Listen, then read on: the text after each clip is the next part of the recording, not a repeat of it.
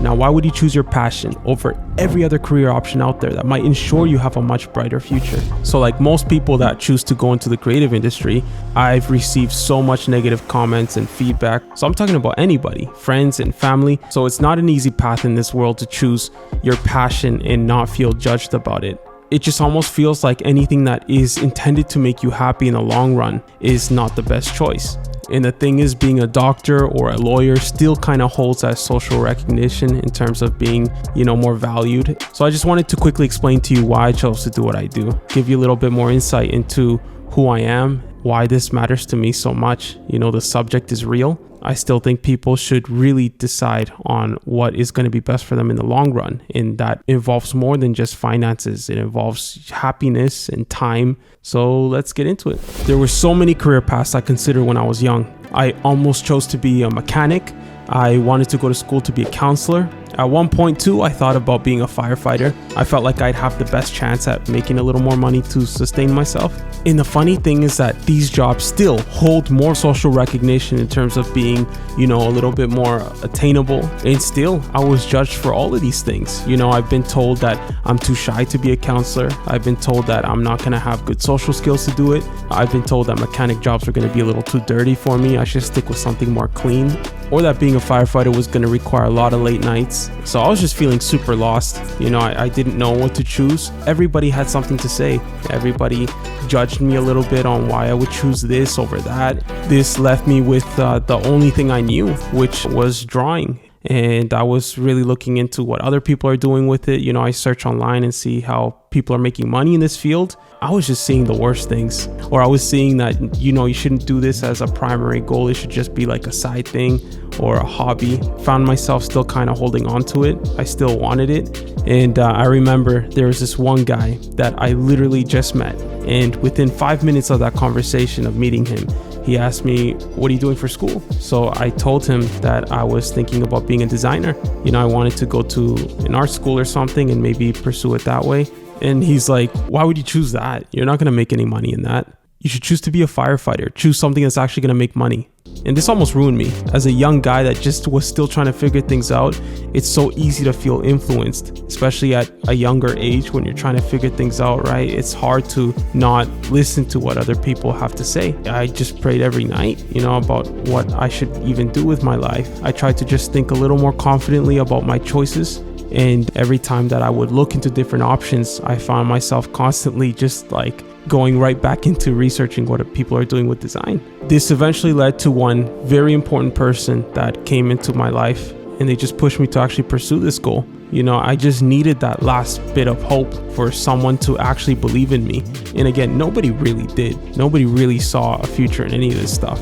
So I just signed up for school. I just thought about it for a bit. Next day, I signed up for it. I just told myself, I'm just going to do it. I'm going to stop thinking about these things. So I signed up for an art school in Vancouver. It was pretty great. Like the whole experience was cool. It felt super artsy and everything. So I just felt inspired constantly to just do something and make this work.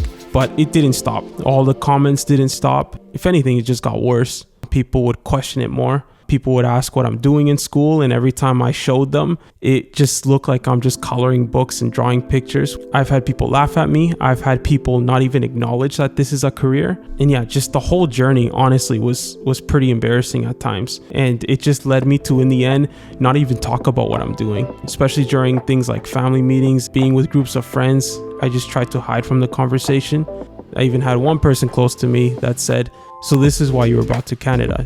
All the struggle of your family trying to start a whole new generation here was all just so you could choose design. I didn't know what to do with that. I was already like halfway through school too. Why make a comment about something you can't really look back on? And it just sucks when people tend to have opinions about something that you already are 100% in. It makes no sense. It just got to a point where I almost got used to it. The feeling of being in conversations where everybody's talking about their careers, and then the moment I bring up mine, it's just not looked at seriously.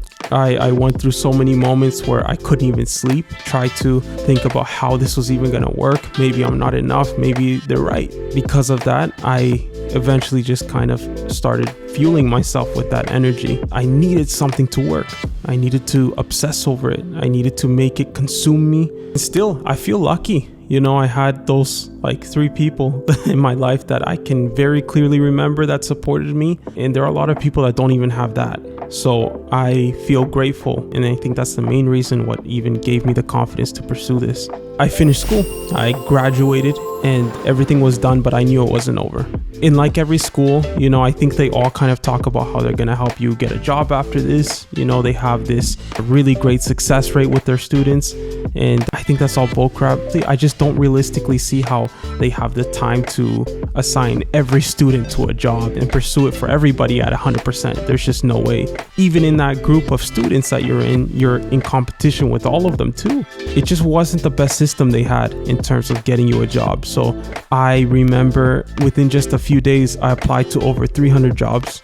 I got no response from any of them except about 4 that I remember. All of them failed except for one that eventually called me back about like 2.5 months later, and they gave me a chance. I prayed forever too for this stuff to work. I tried my absolute best to keep my faith in God and just keep telling myself this is gonna work. They decided to take a chance on me. The good thing too is I didn't have to start as a beginner. I didn't have to accept a position of being, you know, an intern or a junior. I just jumped straight to a regular design position.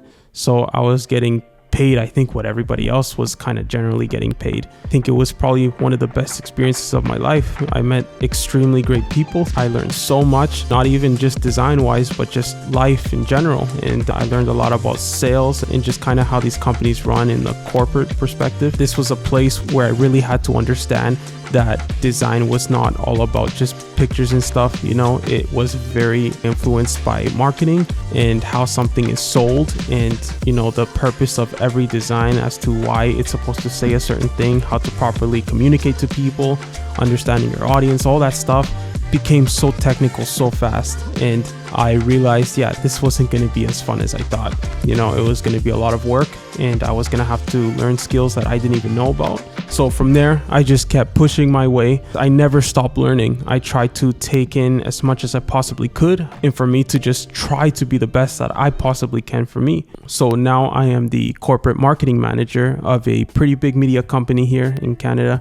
But I never would have got it if I didn't have the right people. I never would have got it if I didn't have faith in God. I never would have got it if I didn't even have a percentage of belief in myself. I'm still not 100% happy. I know that there's a lot further I could push with this whole thing. If you're looking into design specifically, just know that it is extremely business oriented, especially depending on the job you go for. If you're sticking more on the corporate side of things, yeah, it's going to be heavily based on sales and, you know, how something will communicate the results of everything. Numbers will matter more than ever. It's funny because you try to go into this field trying to escape that, but nah, if anything, you get even deeper into it because yeah, it's going to be different for everybody. So throughout this whole experience, I've learned quite a few very important things I think are worth mentioning. So one thing, choosing your passion is probably the best possible chance you have at doing something where it doesn't really feel like work. You know, it's the best possible chance of you being happy. If you think about it, you're going to be spending most of your time just working all your life. So why wouldn't you want it to be something you enjoy doing? But if it's something their parents chose and not them, yeah, there's no way they're happy. The other thing too is it can be pretty quick, the speed at which you move up. As long as you're constantly learning and, you know, you don't stop investing in yourself and you take every opportunity to learn something new and just keep building on your resume over time, that's going to help so much, and it's going to make it so much easier for you to move up. Now, another very important thing is if you choose a career like this, you know, something especially in the creative field, just know that you must be extremely adaptive. Things constantly change in this field. There are so many things I learned in school that are just not even relevant today. So if you're the kind of person that is close-minded to things changing and, you know, the world's constantly moving in different paths or coming out with new technology that might affect your job, then it's not going to be a good move. You might want to stick with something that is traditionally more, you know, stuck to the way they do things. And every week there's new technology, especially with AI. It's getting so much harder to keep up. But it's not impossible. You know, if you're the right person that likes this kind of stuff, that likes to keep upgrading and constantly keeping up to date with things, then it's going to be a good move. but just know that stress does come with that a little bit. You know, it's not easy to keep up. This is kind of part of the job for the rest of your life. And the very last most important thing I learned is you need to have a strong mind. Not every one of you is gonna have people to support you. So just bear that in mind and know that it's not going to be easy. People might not think you're going to make any money, and they actually might be right. I think that if you choose to do something you actually want to do, and it's something you're very passionate about, you have to believe it. Really set it in your mind that this is the only chance I've got. You know, if it's either this or nothing. And I think that's the kind of mindset you have to adopt when doing this kind of stuff and choosing a path that is a little bit outside the norm. You have to be able to do this when there is no chance, there is no money coming in. It's going to require you to be strong throughout all of those moments and still believe in you. That's just one thing I've definitely had to learn, is that the moment you slow down, the world will keep going. It's not going to care for you. And you know, you're lucky to have anybody support you. You're lucky to have that partner support you, or that one friend believe in you. And I just hope that if you choose to make this decision, the moment that you decide to quit, everybody was right about everything they said about you. Don't stop, obsess over it, let it consume every bit of you, and become the master of what you do. No matter what feedback you're getting, no matter what negative environment you're in, you have to believe it. Then yeah, it might be better to choose something that is a little bit more stable. So I think it's just time you stop dreaming, and time you actually put this stuff into action and make all of this a reality. Otherwise, the next person will. I just want this to help you actually make the best decision for your life, whether it's to choose something that's a little bit more in your passion or something more stable. Like and subscribe, you know, if this was useful to you at all. I will keep making content to help you guys and just keep talking about my experiences in life and use it in any way I can to help you avoid making the same mistakes I did. And yeah, thank you.